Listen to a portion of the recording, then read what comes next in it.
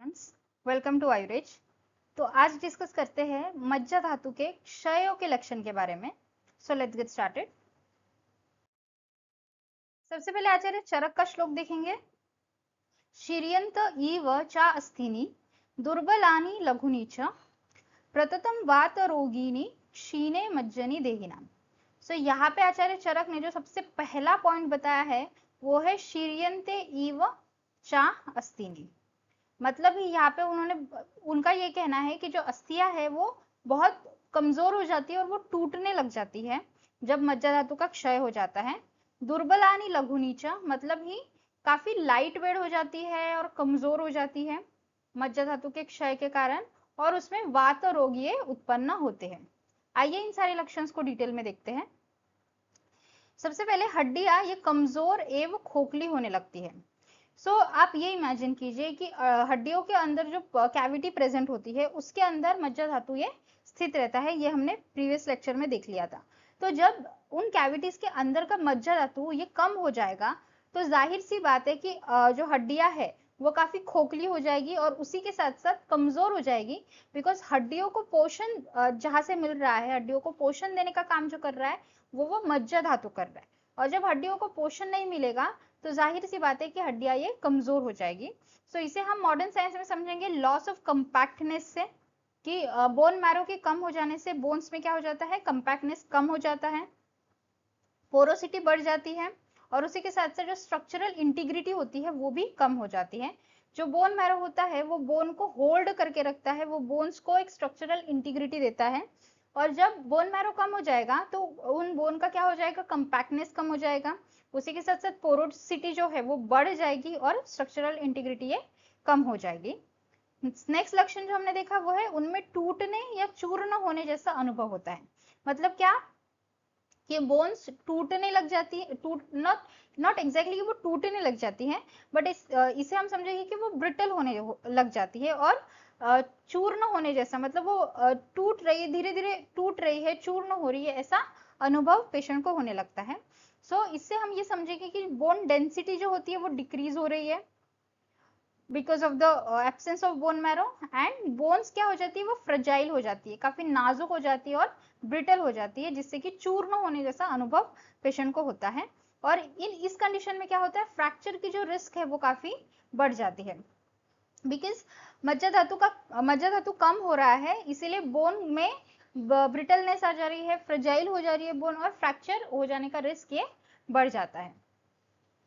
फिर उसके बाद शरीर में लगातार वात रोग उत्पन्न होते हैं। हमने देखा है कि मज्जा धातु का जो गुण है वो है स्निग्धता। मज्जा धातु ये मेद धातु का ही एक स्वरूप होता है और मज्जा धातु ये स्निग्ध होता है।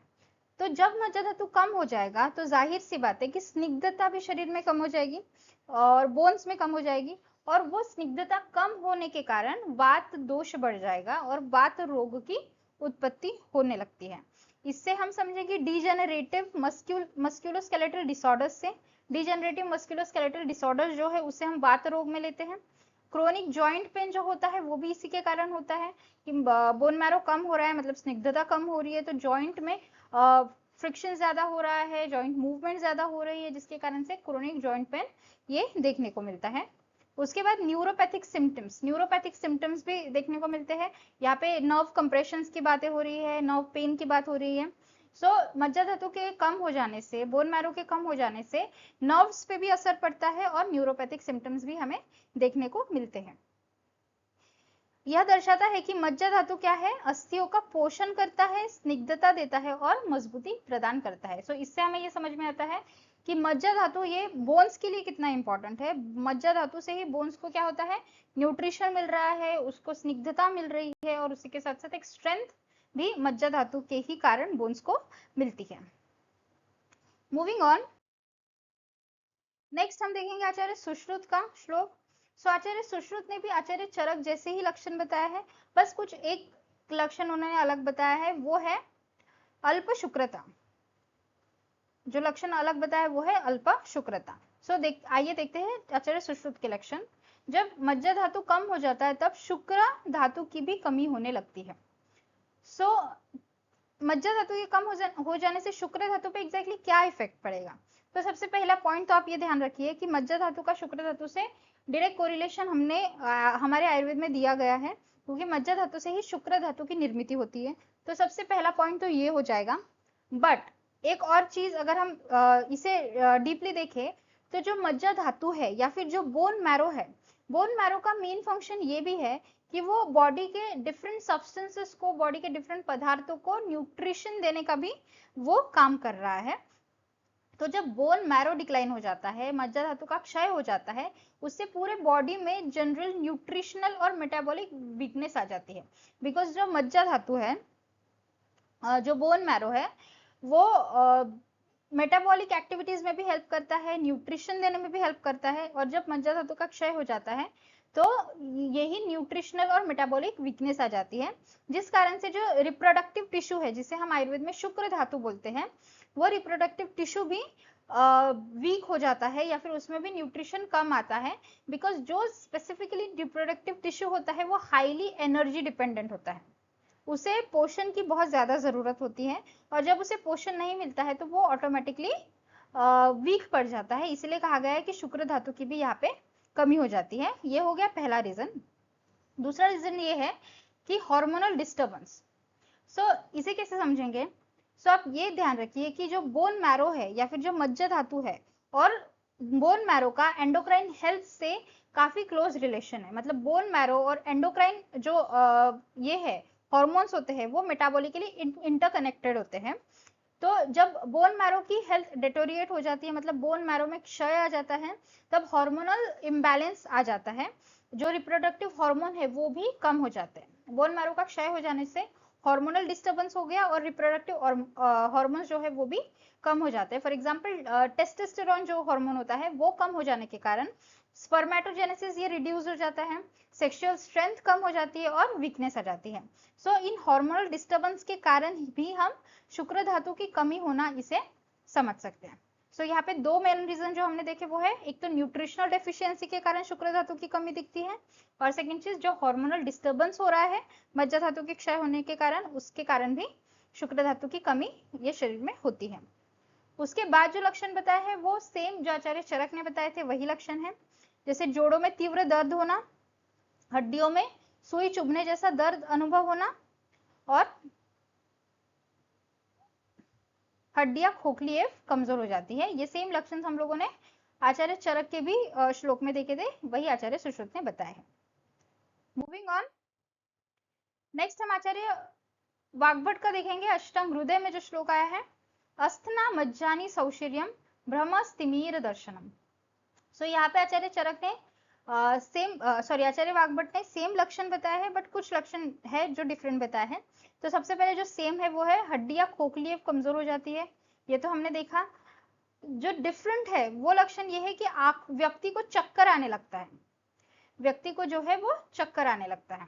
और नेक्स्ट लक्षण है स्तिमीर दर्शनम, मतलब आंखों के सामने अंधेरा या धुंधलापन दिखाई देता है। जैसे मैंने प्रीवियस लेक्चर में बताया था कि आंखों में जो मल होता है, जो नेत्र का जो मल होता है, वो मज्जा धातु का ही मल होता है। मज्जा धातु के उत्पत्ति के वक्त जो मल फॉर्म होता है वो नेत्र का मल होता है। दैट मीन्स मज्जा धातु और नेत्र के बीच कनेक्शन हमने इससे पहले ही देख लिया है। अब जब मज्जा धातु का क्षय हो जाता है तब क्या होता है, सबसे पहले देखेंगे कि चक्कर क्यों आने लगता है। हमें इतना पता है दैट बोन मैरो का मेन रोल ये भी है कि वो ब्लड सेल्स प्रोड्यूस करता है। बोन मैरो आरबीसीज प्रोड्यूस करने में हेल्प करता है, और जब बोन मैरो का डिप्लीशन हो जाता है, बोन मैरो ही डिक्रीज हो जाता है, उस कारण से ब्लड सेल्स के प्रोडक्शन को भी हैम्पर हो जाएगा, और जो हीमोग्लोबिन है वो कम हो जाएगा। और बॉडी में हीमोग्लोबिन कम हो जाने के कारण पेशेंट को फटीग और डिजीनेस जैसे सिम्टम्स दिखाई देते हैं। उसे ही यहाँ पे आचार्य ने कहा है व्यक्ति को चक्कर आने लगता है। यहाँ पे क्लियरली रिलेशन है कि मज्जा क्षय हो जाने से हीमोग्लोबिन कम हो जाता है और व्यक्ति को चक्कर आने लगता है। और नेक्स्ट लक्षण है आंखों के सामने अंधेरा या धुंधलापन दिखाई देना। यहाँ पे हम ये बात कर सकते हैं कि न्यूट्रिशनल डेफिशिएंसी हो रही है, उसके साथ साथ जो हीमोग्लोबिन कम हो जा रहा है मज्जा धातु के क्षय हो जाने से, उससे ऑक्सीजन सप्लाई भी काफी सारे टिश्यूज को नहीं मिल पाता है।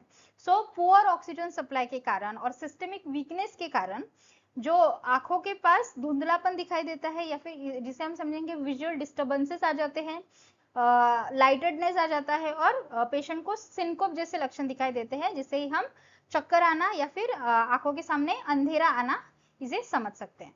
सो ये जो दोनों लक्षण है ये मज्जा धातु के न्यूट्रिशनल जो फंक्शन है, ब्लड सेल फॉर्मेशन और न्यूट्रिशनल फंक्शन पे को डिस्क्राइब कर रहा है।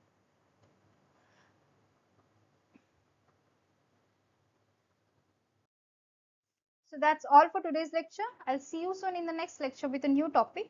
Until then, keep reading and don't forget to subscribe, like and share to my channel. Thank you for watching this video.